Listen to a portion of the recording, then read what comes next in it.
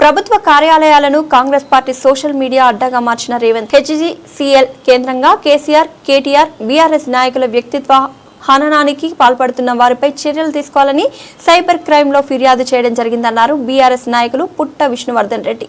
ప్రభుత్వ కార్యాలయాలంటే ప్రజలకు మెరుగైన సేవలు అందించాల్సినటువంటి కార్యాలయాలు. కానీ దురదృష్టం ఏంటంటే ఈ రోజు ప్రజాపాలన పేరిట ఏవైతే ప్రభుత్వ కార్యాలయాలు ఉన్నాయో అధికార దుర్వినియోగానికి పాల్పడుతూ కాంగ్రెస్ పార్టీ అదే ప్రభుత్వ కార్యాలయాలని కాంగ్రెస్ పార్టీ కార్యాలయాలుగా మార్చే దుస్థితి, దౌర్భాగ్యం ఈ రోజు హైదరాబాద్ నడిబొడ్డున ఏర్పడ్డది. ఈ రోజు హైదరాబాద్ గ్రోత్ కారిడార్ లిమిటెడ్ హెచ్జీసీఎల్, ఆ హెచ్జీసీఎల్ అనే ఆఫీస్ నానక్రామ్గూడలో ఔటర్ రింగ్ రోడ్ కి ఆనుకొని ఉన్నటువంటి బిల్డింగ్ లో కాంగ్రెస్ పార్టీకి సంబంధించినటువంటి మైండ్ షేర్ కన్సల్టెన్సీ అనే ఒక సంస్థకు వాళ్ళు అవుట్సోర్స్ చేస్తే ప్రైవేట్ వ్యక్తులు ప్రభుత్వ కార్యాలయంలో కూర్చొని అక్కడి నుంచి సోషల్ మీడియా రన్ చేస్తున్నారు అనేది మాకు వచ్చినటువంటి సమాచారం. అది న్యూస్ పేపర్లలో కూడా 2 వారాల క్రితం వచ్చింది ఆర్టికల్లో. దాన్ని బేస్ చేసుకొని మాకున్న సోర్సెస్ త్రూ మేము కనుక్కొని ఈ రోజు సైబర్ క్రైమ్స్ ఆఫీస్కి వచ్చి దాని మీద ఫిర్యాదు చేయడం జరిగింది. ఇక్కడ 2 విషయాలు ఉన్నాయి. ఒకటి, ప్రభుత్వ కార్యాలయాలు వ్యక్తిగతంగా ప్రైవేట్ గా వాడుకోవడం.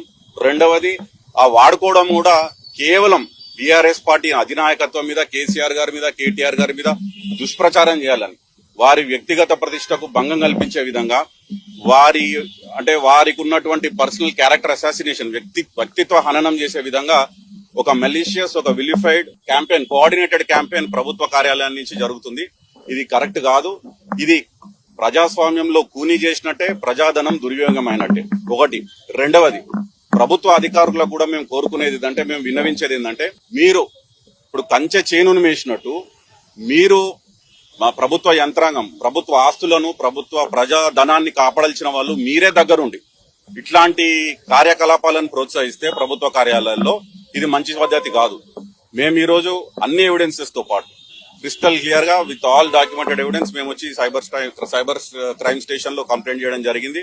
వారు దాన్ని పరిశీలించి మేము ఒకటే కోరుతున్నాం, నిష్పక్షపాతంగా, కేవలం అధికార పార్టీకి కొమ్ము కాయకుండా నిష్పక్షపాతంగా దాని మీద విచారణ జరిపి తగిన చర్యలు తీసుకుంటారని చెప్పి, ఎవరైతే ఈ కార్యకలాపాలకు పాల్పడుతున్నారో వారి మీద చర్యలు తీసుకుంటారని చెప్పి మేము పూర్తిగా ఆశిస్తున్నాం. అంతేకాకుండా కాంగ్రెస్ పార్టీ ఈ రోజు అధికారంలో ఉంది. దేశం మొత్తం మీద వేల కోట్లు, లక్షల కోట్లు ప్రజాధనాన్ని కొల్లగొట్టి కుంభకోణాల పేరుమిట ఆకాశంలో హెలికాప్టర్ నుంచి పాతాళంలో బొగ్గు వరకు ఏది వదలకుండా మింగి 130 సంవత్సరాల వాళ్ళ అనుభవాన్ని రంగరించుకొని మిగిలిన పార్టీ కాంగ్రెస్ పార్టీ.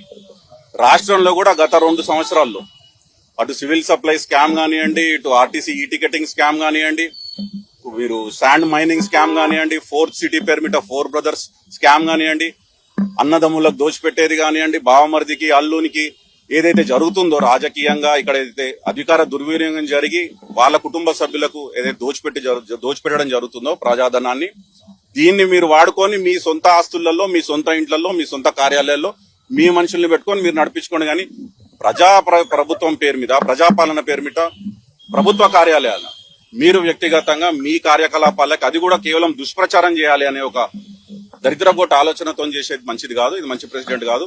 మీకున్నది ఇంకా 3 సంవత్సరాలే. మేము దయచేసి అధికారులను కూడా కోరుతున్నాం, మీరు తగిన చర్యలు తీసుకోండి. తీసుకోకపోతే ఇంకో 3 సంవత్సరాలు ఎట్లా ప్రభుత్వం మారుతుంది. ఇవన్నీ తవ్వి మళ్ళీ బయటకు తీస్తాం. ఎవరైతే దీనికి, ఇట్లాంటి దుష్ప్రచారానికి, ఇట్లాంటి ఇల్లీగల్ యాక్టివిటీస్ కి పాల్పడుతారో వాటిని డెఫినెట్ గా we will bring the perpetrators to justice. Thank you.